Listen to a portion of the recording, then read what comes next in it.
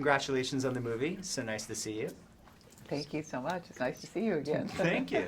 I wanted to ask you, because the first film was really about the adults saving the children, and this movie is very much about the children saving the adults. Exactly. Could you talk about that dynamic switch and how it sort of affects your character in the film?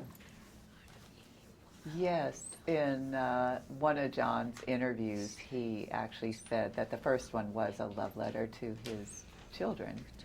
And someone else mentioned yesterday during one of the interviews, they felt like the second one is actually a love letter from the children to their parents.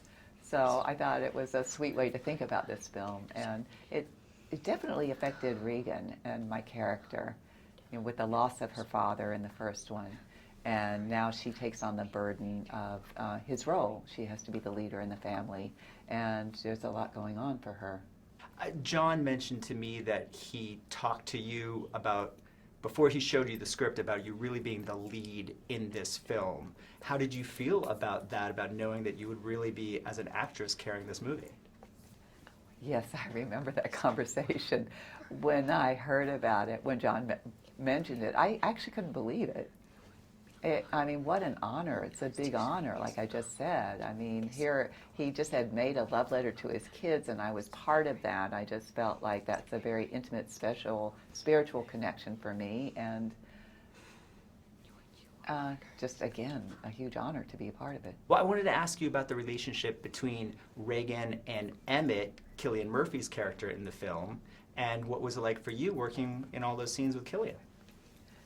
When I first met Cillian, I mean, he had this big beard and his hair was all scraggly. I didn't quite expect him to look that way. It's so different than what I've seen in film. When we worked together, I felt like we had a lot of similarities as actors.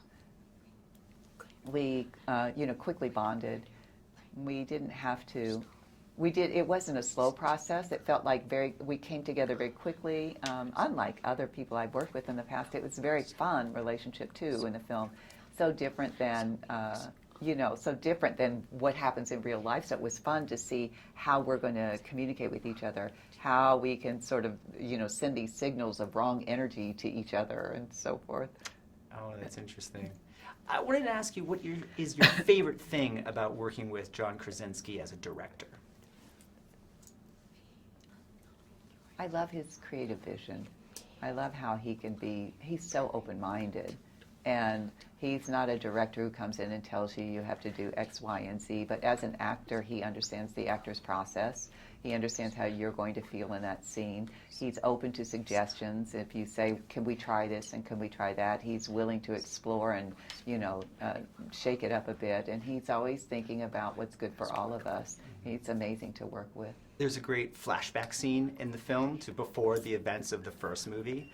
And I was curious, was it nice to shoot a scene in this film where you're not running and screaming in terror? And did it almost feel like shooting a different movie that day? It did, actually.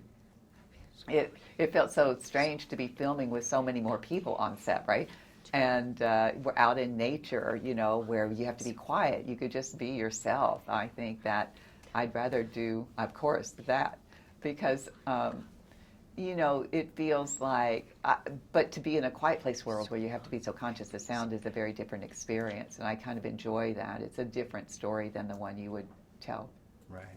Thank you so much. It was great talking to you. Thank you. So nice to see you again.